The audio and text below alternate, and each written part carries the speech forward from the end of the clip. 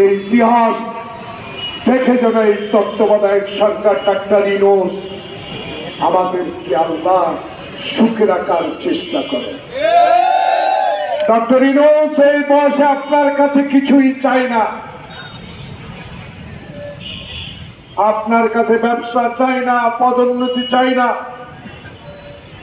আপনার কাছে আমরা চাই, আপনার মাধ্যমে আল্লাহর কাছে দোয়া চাই, আল্লাহ পাক আমরা যেন এক মুঠো চাল ডাল লবণ দিয়ে ভাত খেতে পারি, আমি যেন রাত্রে দরজা খুলে ঘুমাতে পারি, আমি যেন বিদ্যুতের অতিরিক্ত বিল না দিতে হয়,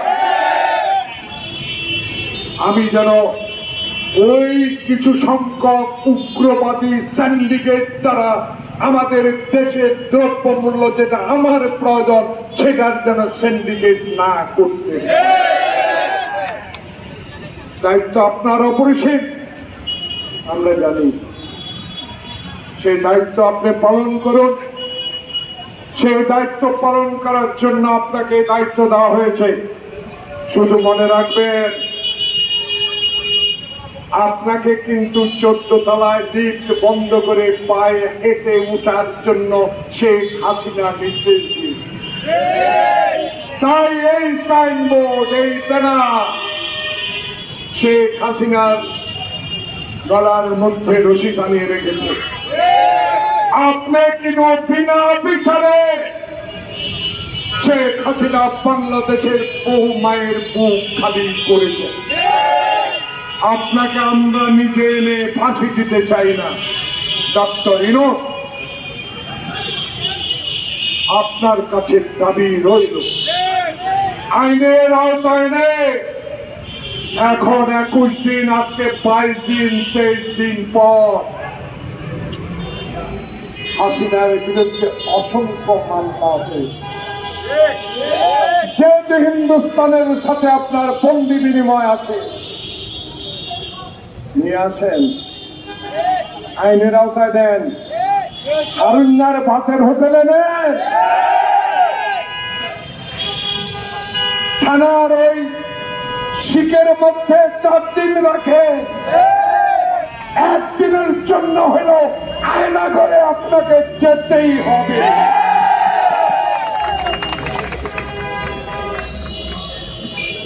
আয়নাগর হারুনের ভাতের হোটেল, এরা নিজের কথা বলেই শেষ হবে। আমাকে পায় নাই, আমার স্ত্রী পরিবারের উপরে আক্রমণ হয়েছে, কিছুই বলি না। আল্লাহর কাছে আমার স্ত্রী, আমার 2 মেয়ে ফরিয়াদ করেছে, আল্লাহ পাক আমার বাবা যেন শেখ হাসিনার পতন থেকে যেতে পারে। সেটাই পেয়েছি, সেটাই আমার নেতা তারেক রহমান। দোয়া করেন তারেক রহমানের জন্য। হাসিনার মতো, এরশাদের মতো নির্বাচন তারেক রহমান কোনোদিনও চাইবে না, চাইতে পারেও।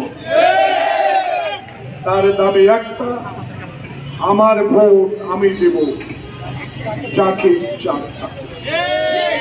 আমি দিনের ভোট দিনে করতে চাই। আমি এক মাথায় এক ভোটে বাংলাদেশে নির্বাচন করতে চাই। ইনশাআল্লাহ 91 সালে শাহাবুদ্দিন সাহেব যেভাবে রশি টানিয়ে বেগম খালেদা জিয়া প্রধানমন্ত্রী হয়েছেন, ইনশাআল্লাহ এবারে ইউনূসের ডক্টর ইউনূসের অধীনে রশি টানানো লাগবে না, কেউ ভোট কেন্দ্রে জালিয়াত করতে যাবে না।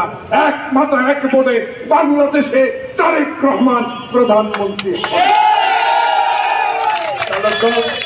ধন্যবাদ।